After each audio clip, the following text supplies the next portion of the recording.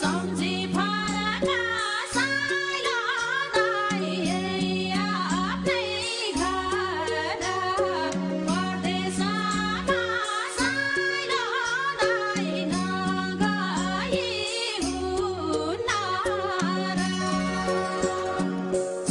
खेतीपाती गर्न छोडे फुर्न